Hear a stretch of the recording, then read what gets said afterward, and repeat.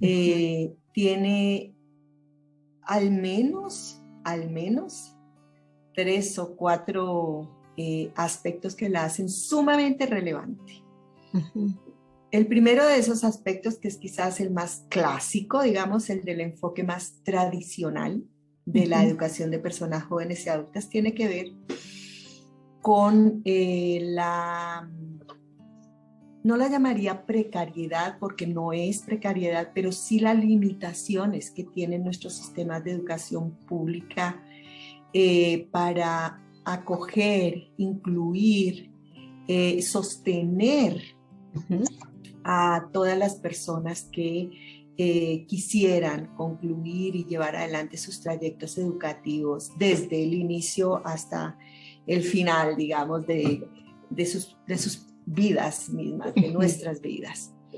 Creo que ahí la EBJA tiene una importancia fundamental en el sentido de que ofrece otras alternativas más flexibles también, más posibilitarias en ese sentido para personas que por el modo en el que están establecidos, digamos, nuestros sistemas no logran continuar.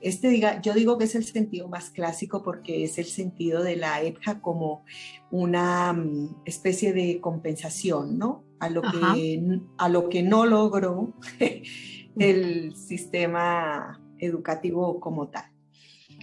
Sin embargo, creo que tiene una importancia más allá de eso. Entonces, un segundo factor que yo mencionaría tiene que ver con que los seres humanos aprendemos a lo largo de toda nuestra vida, queremos aprender, nos gusta aprender y necesitamos aprender porque el mundo cambia, nuestro contexto cambia, nuestras necesidades cambian. Y para poder adaptarnos, digamos, transformativamente a esos cambios, necesitamos actualizar nuestros conocimientos, nuestras experiencias, tener oportunidades de aprendizaje permanente. Un ejemplo muy simple de esto es el avance de las tecnologías de información y comunicación, que es un avance tan acelerado, que obviamente la gente que, como yo, que supera los 50, necesitaría muchas oportunidades para aprender, adaptarse, alfabetizarse digitalmente y poder entrar en ese mundo sintiéndose cómodos, sintiéndose bien, sintiendo que siguen aportando, que siguen siendo activos en la sociedad. Entonces, eso para darte un ejemplo de esto que estoy diciendo, pero hay muchos ejemplos, ¿no? Muchos ejemplos. El tercer factor, que es más actual y es el último que voy a mencionar, tiene que ver con la diversidad de la educación para personas jóvenes y adultas en dos sentidos. La diversidad de quiénes son las personas jóvenes y adultas,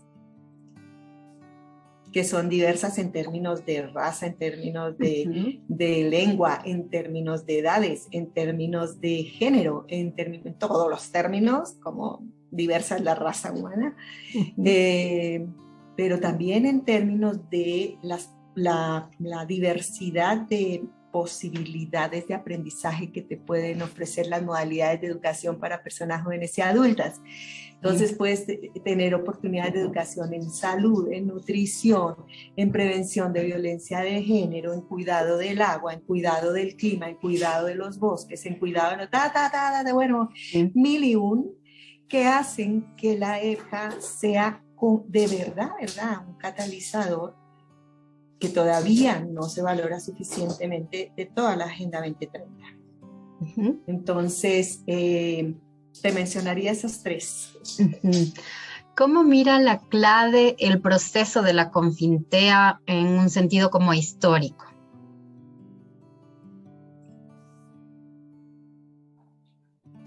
Ahí sí creo que quedamos en rojo.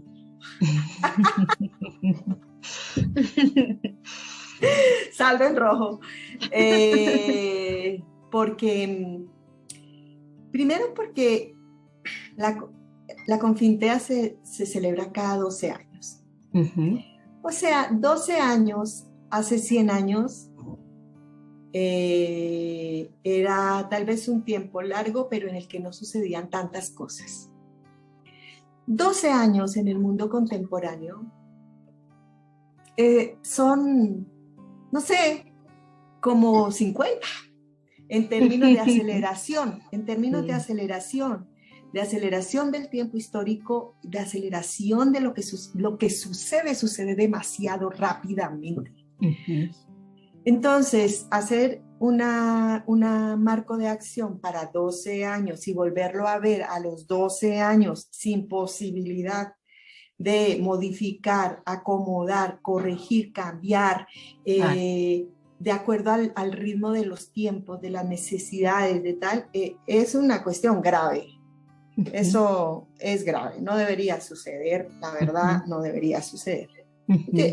Pero la segunda cuestión es que, aún así, teniendo 12 años para concretar un marco de acción, no lo logramos.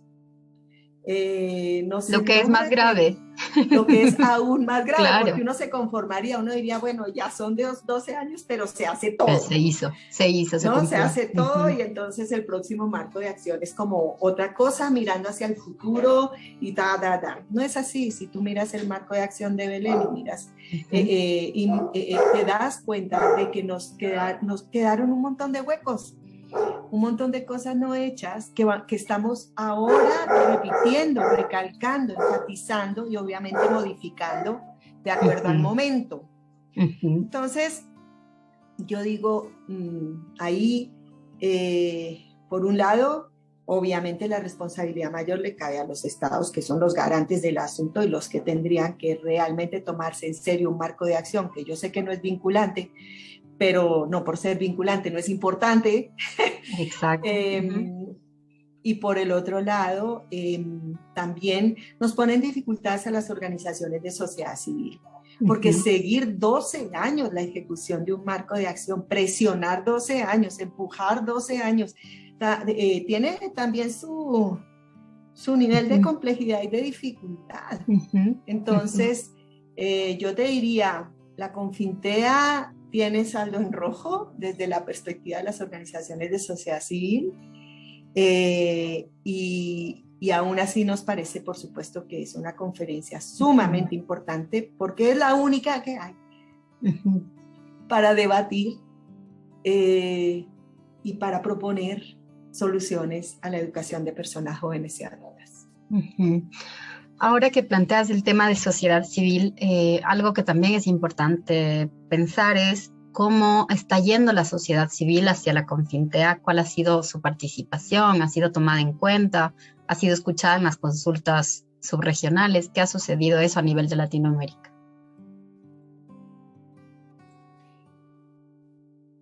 Bueno, la verdad es que nosotros hemos vivido en el último año un proceso sumamente intenso y muy interesante desde las organizaciones de sociedad civil por la EPJA en la región.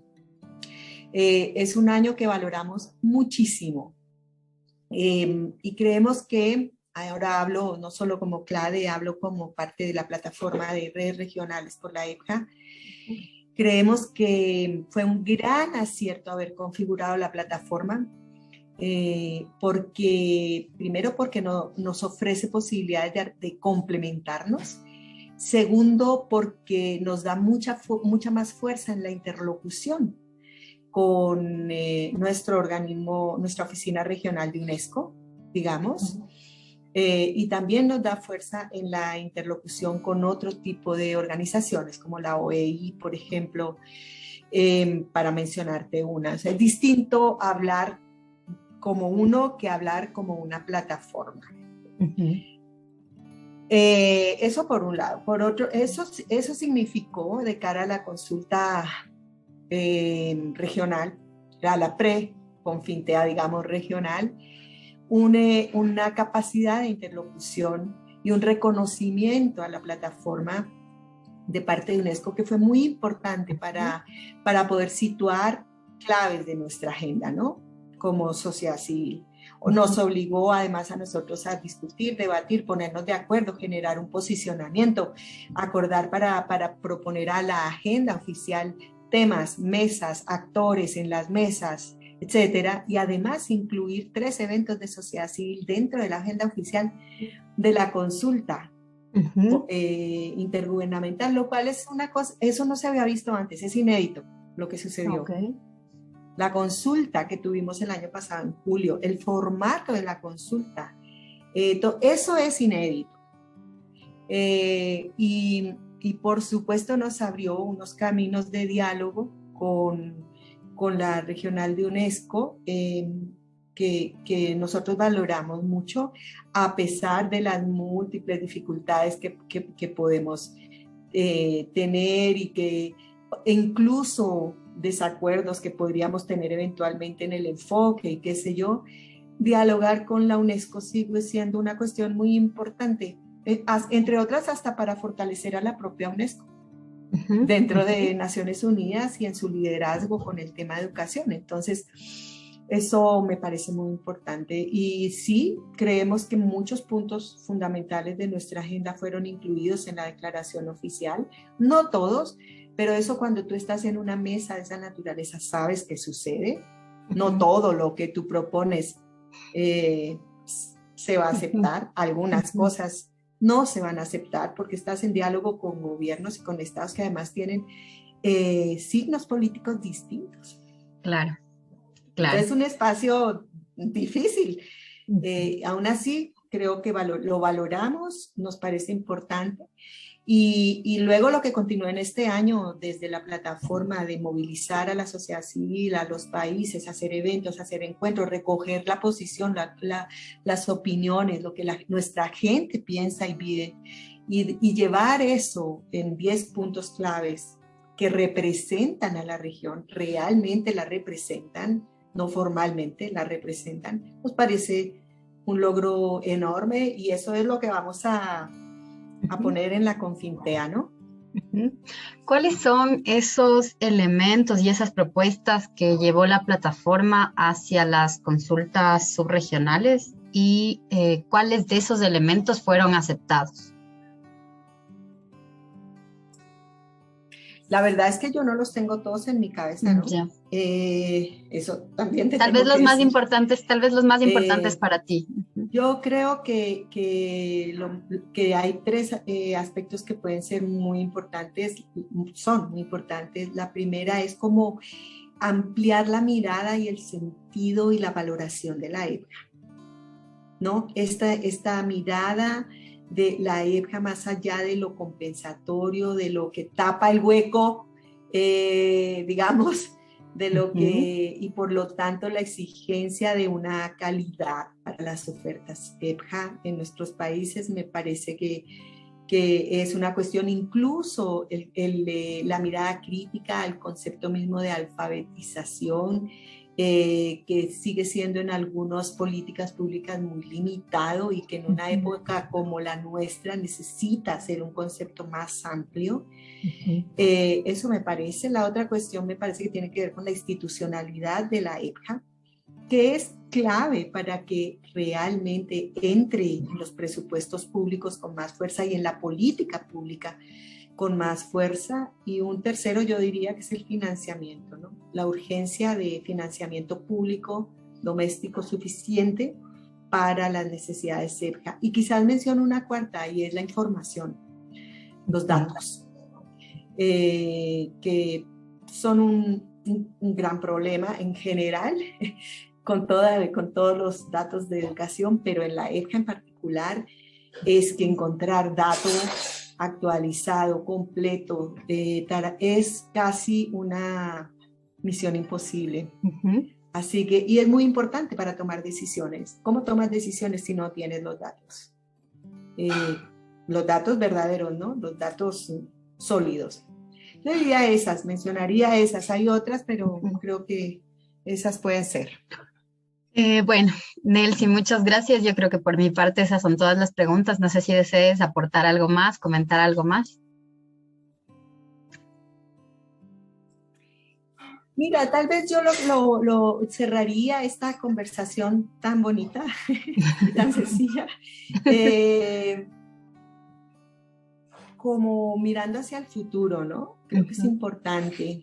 Yo creo que estas tareas de incidencia global, de incidencia regional, de incidencia nacional y local, son tareas que a veces te producen un sentimiento como de ¿para qué hacemos todo esto? Un sentimiento como de ¿será que lo que hacemos sí sirve? Y a veces te decepcionas, ¿no? Un poco y te agarra como una onda así. Nosotros creemos desde CLADE y desde la plataforma que eso es muy peligroso. Eso es algo que no puede sucedernos, porque la incidencia real es un proceso transformador. Las transformaciones no son procesos ni fáciles ni rápidos, por muchas razones, que no están solamente en nuestros estados o en los gobiernos de turno, sino también en nosotros mismos, como sociedad civil, como ciudadanía, que se apropia de sus derechos, ¿no? Y que los pelea, y que los debate, y que los conoce. O sea, supone mucho trabajo, pero tiene mucho sentido.